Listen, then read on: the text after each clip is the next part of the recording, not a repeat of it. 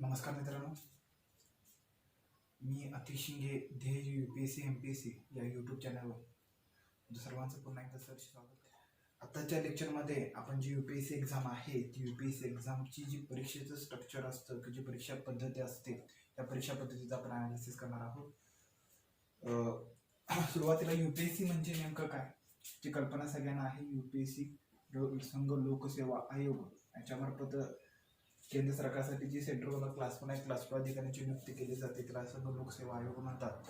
ही संघ लोकसेवा आयोगाची एक्झाम कशी असते, सुरुवातीला त्याची एक्झाम पद्धती कशी असते तर एक्झाम पद्धतीमध्ये तुम्हाला म्हणजे सुरुवातीला पूर्व परीक्षा असते.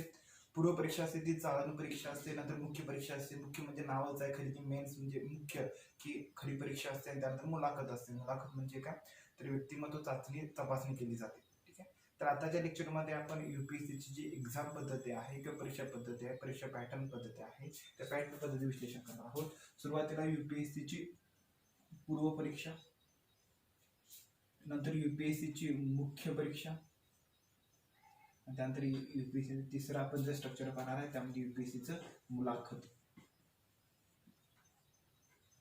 या तीन गोष्टी आपण आजच्या लेक्चरमध्ये अनालिसिस करणार आहोत. जेव्हा तुम्ही UPSCची पूर्व परीक्षेचा अभ्यास करता, UPSC पूर्व परीक्षा आहे. UPSC पूर्व परीक्षेमध्ये नियरली UPSCच्या पूर्व परीक्षेमध्ये नियरली 2 पेपर असतात. पहिला असतो त्याला पेपर क्रमांक 1 म्हणतात, पेपर पहिला, आणि दुसरा असतो त्याला म्हणतात पेपर क्रमांक 2. ठीक आहे, म्हणजे UPSCच्या जर पूर्व परीक्षेचं विश्लेषण केला तर UPSCच्या पूर्व परीक्षेमध्ये 2 पेपर असतात. पहिला पेपर असतो त्याला पेपर क्रमांक 1 म्हणतात, दुसरा पेपर असतो त्याला पेपर क्रमांक 2 म्हणतात. पेपर क्रमांक 1 चं नाव असं त्याला म्हणतात सामान्य अध्ययन, सामान्य अध्ययन किंवा त्याला इंग्लिशमध्ये जनरल स्टडीज म्हणतात, म्हणजे जीएस पेपर म्हणतात. ठीक आहे, दुसरा पेपर असतो त्याला CSATचा पेपर म्हणतात. CSAT पेपर म्हणजे काय तर बुद्धिमत्ता, आकलन क्षमता आणि मॅथमॅटिक्स या 3 गोष्टींचा पेपर असतो. ठीक आहे, पहिल्या पेपरचं विश्लेषण केला तर पहिला पेपर हा नियरली 200 मार्कासाठी असतो, 200 मार्क. त्यानंतर 100 क्वेश्चन असतात, 200 मार्क 100 क्वेश्चन म्हणजे नियरली एक क्वेश्चन 1 मार्कासाठी असतो. एक क्वेश्चन नियरली 2 मार्कासाठी असतो. ठीक आहे, आणि ह्या पेपरला 1/3 निगेटिव्ह मार्किंग असतं आणि त्यानंतर 2 तासाचा वेळ असतो. ठीक आहे, त्यानंतर दुसरा पेपर असतो. दुसऱ्या पेपरचं स्ट्रक्चर पाहिला की दुसऱ्या पेपरमध्ये 200 मार्कच असतात, क्वेश्चन मात्र किती असतात तर क्वेश्चन मात्र 80 असतात. याचा अर्थ एक क्वेश्चन नियरली 2.5 मार्काला असतो, एक क्वेश्चन 2.5 मार्क असं स्ट्रक्चर असतं. हे डिफरन्स तुम्हाला माहित पाहिजे की जीएस पेपरमध्ये एक क्वेश्चन 2 मार्काला असतो तर CSATच्या पेपरमध्ये एक क्वेश्चन 2.5 मार्काला असतो. टोटली 80 क्वेश्चन असतात, वेळ असतो 2 तास आणि याला पण निगेटिव्ह मार्किंग असतं, ते म्हणजे 1/3 निगेटिव्ह मार्किंग असतं. ठीक आहे, हे स्ट्रक्चर थोडं माहित पाहिजे. UPSCचा जर विचार केला तर UPSCचा पेपर क्रमांक 2 जो आहे तो CSATचा पेपर आहे तो फक्त क्वालिफाय व्हायचा असतो, म्हणजे फक्त पात्र व्हायचं असतं. ह्या पेपरमध्ये तुम्हाला 33% मार्क पाडायचं असतं. 33% म्हणजे 200 पैकी तुम्हाला 66 मार्क या पेपरमध्ये पाडायचे असतात. 200 पैकी जर 66 मार्क तुम्हाला ह्या पेपरमध्ये पडले तर तुम्ही हा पेपर क्वालिफाय होता. म्हणजे UPSCचा विचार केला तर UPSCच्या एक्झामचं खरी जी मेरिट लागतं हे खरं मेरिट लागतं तो म्हणजे पेपर क्रमांक 1 वरून पेपर 1 म्हणून तुम्हाला मेरिट लागतं. ते नियरली किती असेल, ठीक आहे, नियरली किती असतं ते 85 ते 50%च्या आसपास असतं. ठीक आहे, म्हणजे नियरली 200 पैकी 100, 91 ते 191 पासून ते 105 पर्यंत या पेपरचं मेरिट असतं. म्हणजे UPSCचा विचार केला तर UPSCचं मेरिट फक्त हे सामान्य अध्ययन GS या एकमेव पेपरातून लागतं. दुसरा CSATचा पेपर असतो, CSATचा पेपर फक्त तुम्हाला क्वालिफाय व्हायचं असतं, त्यामध्ये फक्त तुम्हाला 33% मार्क पडणं आवश्यक असतं. तेवढे जर तुम्ही मार्क पडला तर तो पेपर तुम्ही क्वालिफाय होऊ शकता. ठीक आहे, त्यानंतर ह्या पेपरचा सिलेबस काय असतो, या पेपरचा सिलेबस साठी जे पुढचं लेक्चर असेल त्या पुढच्या लेक्चरमध्ये आपण UPSC जो प्री पेपर आहे मध्ये जो GS पेपर आहे त्या GS पेपरचा आपण जे सिलेबस आहे त्या सिलेबसवर आपण पुढच्या लेक्चरमध्ये डिस्कशन करणार आहोत. त्यानंतर UPSCची दुसरी एक्झाम असते. दुसऱ्या एक्झाम मध्ये गेला तर UPSC दुसऱ्या एक्झाम मध्ये जी मुख्य एक्झाम असते, प्री एक्झाम असते. UPSCच्या प्री एक्झामचं स्ट्रक्चर आपण पाहिलं. UPSCची प्री एक्झाम ही फक्त चालन एक्झाम असते. ह्या एक्झाम मध्ये तुम्हाला फक्त क्वालिफाय व्हायला लागतं. ह्या एक्झाम मध्ये काय चेक केलं जातं तर तुमच्या अभ्यासाचं सातत्य किती आहे, नियरली 1 ते 2 वर्ष तुमच्या अभ्यासामध्ये सातत्य आहे का, तुम्हाला चालू घडामोडी तेवढा अभ्यास आहे का, त्यानंतर परीक्षा देत असताना तुम्ही जागरूकता तुमच्यामध्ये आहे का, जागरूकता तुमच्यामध्ये आहे का, त्यानंतर अचूकता तुमच्यामध्ये आहे का, आणि त्यानंतर तुम्हाला टाइम मॅनेजमेंट करता येतं का, असं 3-4 गोष्टीची तपासणी करण्यासाठी ही प्री एक्झाम असते.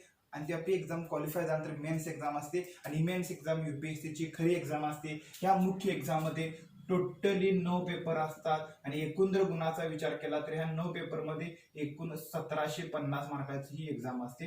युपीएससी प्री एक्झाम आहे. या प्री एक्झाम तर तुम्हाला कोणती पोस्ट मिळणार ह्यामध्ये हे मार्क ऍड केले जात नाहीत, मात्र हे 1750 मार्क असतात. ह्यावरून तुम्हाला डिसाईड होतं की तुम्ही कोणते पोस्टवर जाणार, म्हणजे IAS होणार, IPS होणार की अन्य कोणते अधिकारी होणार. हे 1750 मार्कावरून होते. याचा अर्थ युपीएससीची खरी एक्झाम असते ते म्हणजे मुख्य परीक्षा असते. मुख्य परीक्षेमध्ये 9 पेपर असतात, आणि 9 पेपरसाठी विश्लेषण करून आन्सर रायटिंग करावं लागतं.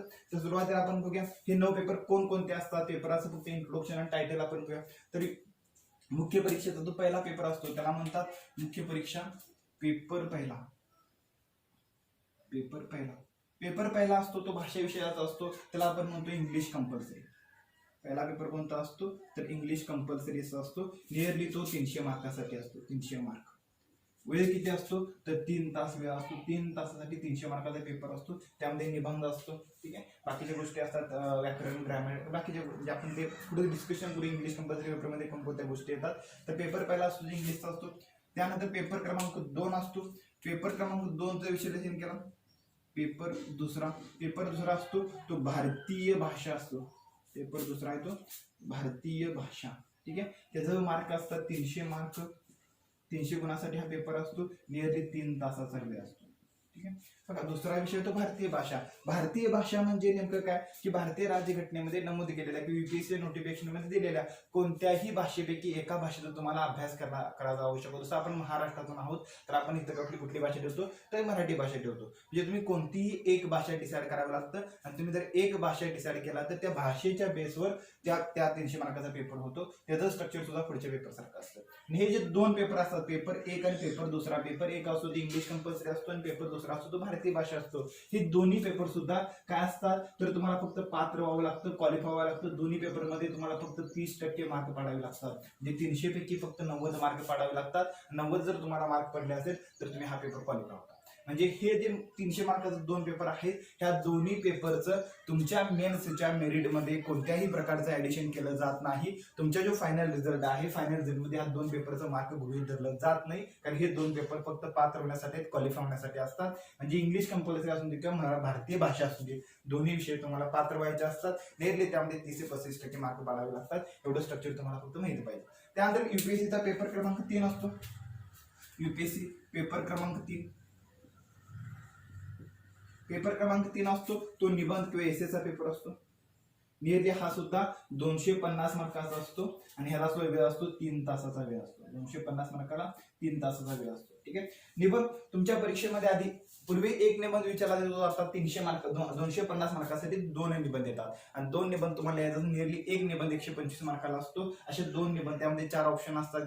4 ऑप्शन पैकी एक पण डिसाईड करायचा असतो. एकावर तुम्हाला 250 मार्काचा निबंध 125 मार्काच्या असं 3 तासामध्ये तुम्हाला 2 निबंध द्यावे लागतात, आणि हा निबंध पेपर असतो तो 3 तास वेळेमध्ये तुम्हाला द्यावा लागतो. हा पेपर क्रमांक 3 असतो, ठीक आहे. इथपर्यंत गोष्टी सिंपल आहेत की पेपर क्रमांक 1, पेपर क्रमांक 2, पेपर क्रमांक 3. त्यानंतर पेपर 4 असतो. पेपर 4 इथून तुमचं सामान्य अध्यायाला सुरुवात होतं. पेपर क्रमांक 4 जो असतो, पेपर क्रमांक 4 त्याचं नावच आहे, त्याला म्हणतात सामान्य अध्ययन. सामान्य अध्ययन त्याला म्हणतात GS फर्स्ट, ओके. पेपर क्रमांक 4 सामान्य अध्ययन GS फर्स्ट.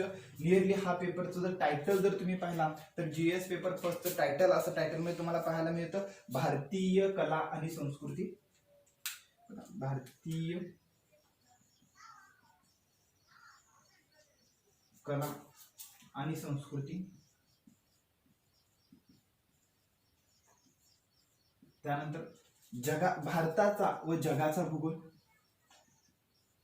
भारताचा व जगाचा भूगोल. त्यानंतर येतं भारताचा व जगाचा आधुनिक इतिहास. भारताचा आणि जगाचा आधुनिक इतिहास. भारताचा व जगाचा आधुनिक इतिहास. आणि चौथी गोष्ट येते त्यामध्ये येतो भारतीय समाज. भारतीय समाज बघा, म्हणजे पेपर क्रमांक जो चौथा आहे, पेपर क्रमांक 4 मध्ये काय असतं, सामान्य अध्ययन. टायटल काय आहे त्याचं, सामान्य अध्ययन, म्हणजे त्याला आपण जनरल स्टडीज म्हणतो. जनरल स्टडीज मध्ये येतं भारतीय कला. जीएस फर्स्ट मध्ये येतं भारतीय कला आणि संस्कृती. तिथं प्राचीन इतिहास किंवा मध्ययुगीन इतिहास किंवा राजकीय इतिहासाचा उल्लेख नाही, फक्त भारताची तुम्हाला कला आणि संस्कृती पाहिजे. दुसरं काय, भारताचा व जगाचा भूगोल. युपीएससीने एका वाक्यामध्ये सांगितलं तुम्हाला भारताचा भूगोल पण करायचा आहे, त्याचबरोबर जगाचा भूगोल पण करायचा. त्यानंतर भारताचा आणि जगाचा आधुनिक इतिहास, म्हणजे जगाचा तुम्हाला प्राचीन इतिहास करायचा नाही किंवा भारताचाही प्राचीन इतिहास करायचा नाही, भारताच्या इतिहासामध्ये तुम्हाला कला आणि संस्कृती करायचा आहे. आणि त्यानंतर तुम्हाला भारतीय समाजाचा अभ्यास करायचा आहे, समाजशास्त्रचा नाही तर भारतीय समाजाचा. ठीक आहे, पुढचं लेक्चर आहे. पुढच्या लेक्चरमध्ये मी फक्त जीएस फर्स्टचं विश्लेषण करून तुम्हाला सांगणार आहे की जीएस फर्स्टच्या भारताच्या भूगोलमध्ये नेमकं काय येतं, जगाच्या भूगोलमध्ये नेमकं काय येतं, भारतीय आणि कला आणि संस्कृतीमध्ये नेमकं कोणता सिलेबस येतो आणि भारतीय समाजामध्ये कोणत्या गोष्टी येतात आणि युपीएससीवर कशाला क्वेश्चन येऊन गेले हे आपण पुढच्या लेक्चरमध्ये डीप विश्लेषण करणार आहोत. आत्ताचं लेक्चर फक्त इंट्रोडक्शन आहे. सामान्य अध्ययन जीएस फर्स्ट मध्ये कोणता सिलेबस. ठीक आहे, हे झालं युपीएससीचे पेपर 4. ठीक आहे, पेपर 4 नंतर येतो पेपर क्रमांक 5.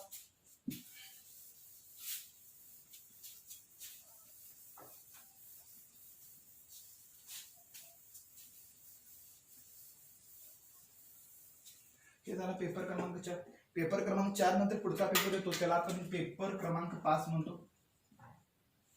पेपर क्रमांक 5 त्याचं नाव आहे, त्याला आपण म्हणतात सामान्य अध्ययन. सामान्य अध्ययन. पेपर क्रमांक 5 सामान्य अध्ययन, त्याला म्हणतात GS2. ठीक आहे, GS2. ठीक आहे, पेपर क्रमांक 6 सामान्य अध्ययन. ठीक आहे, सामान्य अध्ययन GS2. ह्यामध्ये कोणता सिलेबस येतो त्याचं विश्लेषण केला की यामध्ये येतं भारतीय संविधान. भारतीय संविधान आणि राजकारण. भारतीय संविधान आणि राजकारण, त्याला आपण राजनीती पण म्हणतो. जे भारतीय संविधान आणि राजकारण, भारतीय प्रशासन.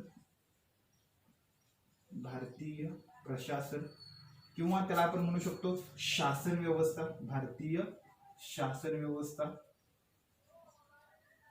भारतीय शासन व्यवस्था. त्यानंतर येतं सामाजिक न्याय. सामाजिक न्याय. त्यानंतर येतं दबाव गट. दबाव गट. त्यानंतर येतं NGO. ठीक आहे, भारतीय सामाजिक न्याय, पुन्हा भारतीय प्रशासन, त्यानंतर भारताची शासन व्यवस्था, दबाव गट, NGO आणि लास्टला येतं आंतरराष्ट्रीय संबंध, त्याला आपण IR म्हणतो, इंटरनॅशनल रिलेशनशिप. एवढं GS2 मध्ये येतं. बघा, जे GS2 चं विश्लेषण केलं तर GS2 हा भारतीय राज्यघटना राज्यशास्त्राविषयाला धरून असतो. जसं GS1 मध्ये इतिहास भूगोल भारतीय समाज आहे, तसं GS2 मध्ये फक्त भारतीय राज्यघटना आहे, राज्यशास्त्र आहे. भारतीय संविधान पाहिजे, तसं तुम्हाला भारताचं राजकारण पण कळलं पाहिजे, भारतीय प्रशासन व्यवस्था माहित पाहिजे, शासन व्यवस्था माहित पाहिजे, सामाजिक न्याय माहित पाहिजे, दबाव गट काय, दबाव गटचा रोल काय असतो, NGO माहित पाहिजे, भारतीय जे आंतरराष्ट्रीय संबंधाचा आंतरराष्ट्रीय संबंध पण माहित पाहिजेत. हे सामान्य अध्ययन पेपर 2 GS2 मध्ये येतात. त्यानंतर GS3. जे GS3 पेपर आपण पुढे गेला तर पुढे तुम्हाला पाहायला मिळतं पेपर क्रमांक 6. पेपर क्रमांक 6 त्याला आपण म्हणतो GS3. पेपर क्रमांक 6 GS3 मध्ये गेला तर त्याला आपण सामान्य अध्ययन पेपर क्रमांक 3 असं पण म्हणतो. यामध्ये काय येतं तर भारतीय अर्थव्यवस्था. भारतीय अर्थव्यवस्था. बघा, भारतीय अर्थव्यवस्था व कृषी. पहिली गोष्ट म्हणजे भारतीय अर्थव्यवस्था आहे तुमच्या जीएसच्या सिलेबस मध्ये. अर्थशास्त्र नाही, अर्थशास्त्र वेगळं होतं आणि भारतीय अर्थव्यवस्था वेगळी होते. तुमच्या युपीएससीच्या GS3 मध्ये भारतीय तुम्हाला अर्थव्यवस्थेचा अभ्यास करायचा आहे. भारतीय अर्थव्यवस्थेमध्ये कोणकोणत्या गोष्टी येतात ते पुढच्या लेक्चर मध्ये आपण विश्लेषण करू, पण त्याचा अर्थशास्त्र हा शब्द नाही हे तुमच्या माइंडमध्ये पहिला क्लिअर पाहिजे. कारण की अर्थव्यवस्था वेगळं आणि अर्थशास्त्र वेगळं. जसं राजनीती आहे, भारतीय राज्यघटना आहे, राज्यशास्त्र नाही GS2 मध्ये. इथं अर्थशास्त्र नाही तर भारतीय अर्थव्यवस्था आहे. हा लहान फरक तुम्हाला समजला पाहिजे. त्यानंतर पुन्हा यामध्ये काय येतं तर तंत्रज्ञान. पुन्हा तंत्रज्ञानामध्ये येतं विज्ञान नाही, सामान्य विज्ञान नाही. तर सामान्य विज्ञानाच्या बेसवर जे नवीन टेक्नॉलॉजी आहे, नवीन तंत्रज्ञान आहे, ह्या नवीन तंत्रज्ञानाचा तुम्हाला अभ्यास करायचा आहे. तंत्रज्ञानानंतर पुन्हा काय येतं जैवविविधता. जैवविविधता. जैवविविधतेमध्ये इथं तुम्हाला पर्यावरण पाहायला मिळत नाही, जैवविविधता आहे. म्हणजे पर्यावरणाचा तुम्हाला अभ्यास करायचा आहे. पर्यावरण मधला एक टॉपिक आहे जैवविविधता, बायोडायव्हर्सिटी त्याला म्हणतात. ते बायोडायव्हर्सिटी तुम्हाला अभ्यास करायचा आहे. जैवविविधतेनंतर पुढे काय येतं, त्यानंतर सुरक्षा, त्यानंतर आपत्ती व्यवस्थापन. आपत्ती व्यवस्थापन. ठीक आहे. ह्या पेपरचा विचार केला तर ह्या पेपरचे एकूण सिलेबस पैकी भारतीय अर्थव्यवस्थेवर सर्वात जास्त क्वेश्चन असतात. नियरली 40% क्वेश्चन हा भारतीय अर्थव्यवस्था आणि कृषीवर असतात. नंतर तंत्रज्ञान तर टेक्नॉलॉजीवर 1-2 क्वेश्चन असतात. जैवविविधतेवर 1-2 क्वेश्न असतात. त्याला पर्यावरण आपण म्हणून पर्यावरण 1-2 क्वेश्चन, सुरक्षेवर पुन्हा 1-2 क्वेश्चन असतात आणि आपत्ती व्यवस्थापनवर पुन्हा 1-2 क्वेश्न असतात. असं GS3 चा पेपर आहे. GS3 हे अर्थशास्त्र धोरण असतात आणि आपत्ती किंवा बाकीच्या गोष्टी त्यामध्ये येतात. त्यानंतर पेपर क्रमांक 6 पुढचा आहे पेपर क्रमांक 7 झाला. पेपर क्रमांक 7. पेपर क्रमांक 7 काय केलं असं, सामान्य अध्ययन. सामान्य अध्ययन GS4. सामान्य अध्ययन GS4. सामान्य अध्ययन GS4 मध्ये कोणत्या गोष्टी येतात तर ह्यामध्ये फक्त लहान आहेत, त्याला म्हणतात नीतिशास्त्र.